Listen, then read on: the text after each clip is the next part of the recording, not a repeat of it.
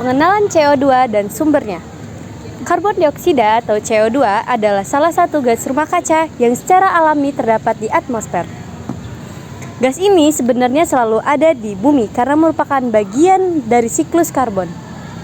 Dari alam sendiri, CO2 dilepaskan melalui beberapa proses, seperti respirasi makhluk hidup, pembakaran alami, letusan gunung berapi, serta proses penguraian oleh mikroorganisme.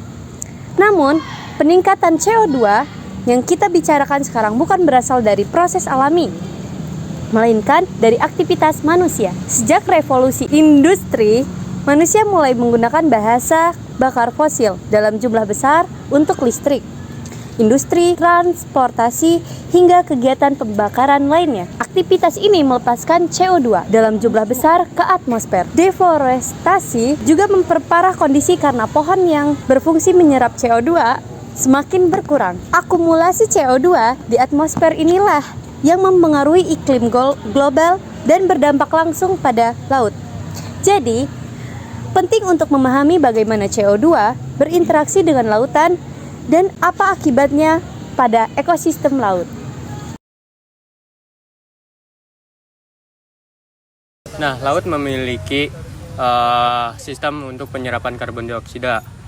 Laut memiliki peran paling besar dalam mengatur iklim bumi karena fungsinya sebagai penyerapan karbon atau carbon sink.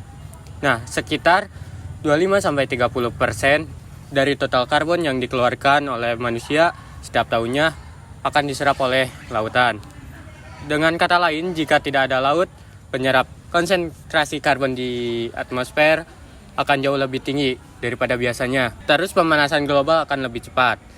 Nah, proses penyerapan CO2 terjadi melalui distribusi gas. CO2 di atmosfer akan bergerak ke dalam air laut sampai mencapai keseimbangan konsentrasi. Faktor seperti suhu dan pH, gerakan massa air, dan perbedaan tekanan parsial CO2 antara udara dan laut mempengaruhi seberapa banyak CO2 yang akan diserap. Laut dengan suhu yang lebih rendah cenderung akan lebih banyak menyerap karbon dioksida. Itu sebabnya wilayah perairan dingin seperti Samudra Selatan dan Samudra Atlantik Utara akan menyerap CO2 terbesar. Walaupun kemampuan laut menyerap CO2 membantu menahan laju beban kimia baru bagi lautan, terutama berkaitan dengan perubahan pH dan keseimbangan kimia yang ada di air laut.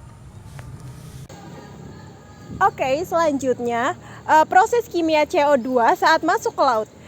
Ketika CO2 masuk ke dalam laut, gas tersebut tidak hanya larut begitu saja, teman-teman. Ada rangkaian reaksi kimia yang terjadi. Nah, proses pertama adalah pelarut CO2 menjadi CO2 terlarut atau CO2 aki. Setelah itu, CO2 terlarut bereaksi dengan air untuk membentuk asam karbonat atau H2CO23. Asam karbonat adalah asam lemah yang sangat cepat terurai.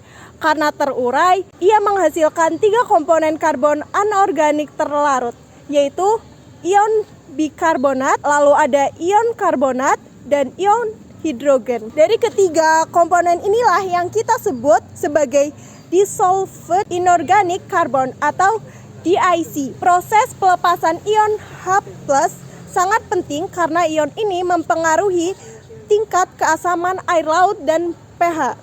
Perubahan kecil dalam keseimbangan ion-ion ini dapat mengubah sifat kimia dari air laut dan berpengaruh pada organisme yang hidup di dalamnya. Yang berikutnya ada sistem buffer laut atau carbonate buffer system. Laut memiliki sistem alami yang berfungsi menjaga agar tetap stabil. Sistem ini disebut carbonate buffer system. 4 komponen utamanya adalah CO2 terlarut, H2CO3 atau asam karbonat, HCO3 atau bikarbonat. Yang terakhir ada CO3 atau karbonat. Komponen-komponen ini saling berhubungan melalui reaksi kimia yang bergerak dua arah. Jika pH berubah, reaksi kimia ini otomatis menyesuaikan untuk melawan perubahan tersebut. Misalnya, jika pH mulai turun, sebagian ion hidrogen akan ditahan oleh karbonat dan membentuk bikarbonat sehingga pH tidak langsung berubah drastis. Sistem buffer ini bekerja seperti penjaga stabilitas di laut. Tanpa sistem ini, pH laut akan sangat mudah berubah dan banyak organisme tidak akan mampu bertahan. Tetapi semakin banyak CO2 yang masuk, kemampuan sistem buffer ini menyeimbangkan pH menjadi terbatas. Oke, selanjutnya ocean acidification, penurunan pH laut. Ocean acidification ini adalah proses penurunan pH air laut akibat penyerapan CO2 berlebihan. Saat CO2 larut dan menghasilkan H+, konsentrasi ion H+ meningkat sehingga pH laut menurun. Rata-rata pH permukaan laut telah turun sekitar 0,1 unit sejak era industri, yang terdengar kecil tetapi sangat signifikan bagi ekosistem laut. Karena skala pH adalah logaritmik, penurunan 0,1 berarti peningkatan keasaman sekitar 30%. Penurunan pH ini mengubah kondisi kimia laut sensitif terhadap perubahan pH. Ocean acidification adalah salah satu ancaman utama bagi keanekaragaman hayati laut karena mengaruhi hampir seluruh rantai makanan. Oke, guys. Nah, selanjutnya ada perubahan keseimbangan bikarbonat dan karbonat. Saat jumlah ion H+ bertambah akibat meningkatnya CO2, ion karbonat secara alami akan berikatan dengan H+ untuk membentuk ion bikarbonat.